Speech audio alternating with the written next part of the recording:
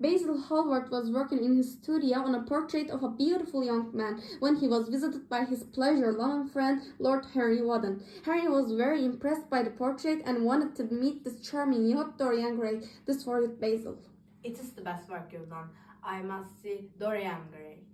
I don't want to meet him. At that moment, Dorian arrived and, to Basil's distress, invited Henry to stay and watch. Immediately, Henry started to charm Dorian with his clever ideas about life.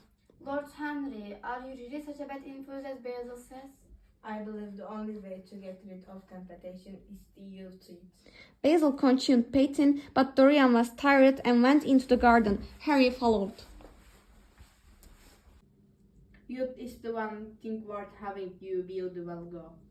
I will grow old, but the portrait will never be older. I would give my soul for that. Dorian listened wide-eyed to Henry's word about the horrors of old age. He had never thought about this before. He viewed his youthful self in the finished portrait and felt troubled. It would never grow old and ugly. He would sell his soul to remain young forever, like the portrait. Dorian and Henry soon became great friends, and Dorian began to seek new pleasures around London. One day he confided to Henry that he had been to an old Shakespearean theatre in the East End and fell in love with Juliet, a beautiful young actress called Sibyl Vane. Who are you in love with? Sibyl Vane. Night after night I go to see her play. I worship her.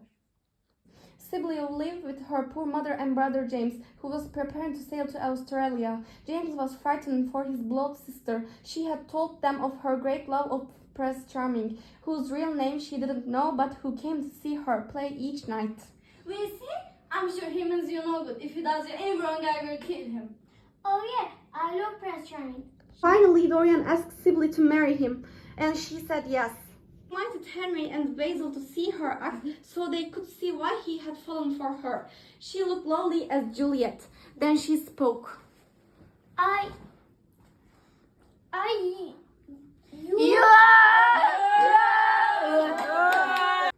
Her acting was terrible, meaningless. Dorian, embarrassed and furious, ended the engagement. You have killed my love. What are you now? A third-rate actress with a pretty face. Dorian, don't leave me. Dorian left Sibyl and walked the streets. Arriving home at dawn, his eye caught the portrait and he jumped back in horror. I have been carried, but I wish for the portrait to grow old, while I remained young. The picture shows my true self. The face had changed. His soft expression had become hard and cruel. Suddenly, he recalled what he had said in Basil's studio. Dorian was afraid. Next day, Dorian approached the portrait sick with fear. He was gazing at it with disbelief when Lord Henry arrived. Dorian told him that he had now decided to marry Sibyl after all. Henry gasped. Dorian hadn't received his note. Sibyl was dead. I can't bear the idea of my soul being hideous. I will marry Sibyl. Oh, Dorian, Sibyl is dead. Dead? Sibyl dead? It's horrible lie.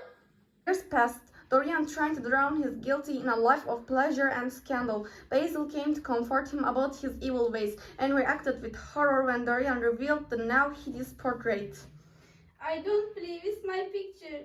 It has the ace of the devil. I want the Dorian Gray. I should to pain. It's too late, Basil.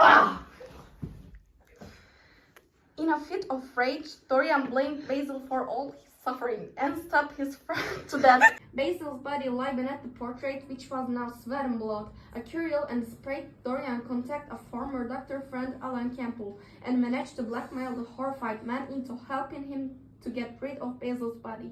What devil's work are you up to now? Alan, I had to kill him. He made me suffer. You are made, Dorian. Dorian tried to forget Basil and the portrait. Again, he threw himself into his deceitful life. One night in a pub by the river, a sailor grabbed him from behind. It was Sibyl's brother James. You ruined the life of my sister. She killed herself. But how could this youthful-looking man be Dorian? Oh no, forgive me, sir. The man I met must be nearly 14 years little more than a boy. James ran off in fear. Finally, Dorian had suffered enough. He wanted his old life back. He wanted to see the portrait. To his horror, it had become even more repulsive. He had to destroy it. He took a knife and stabbed himself. I will kill the past. I will be free.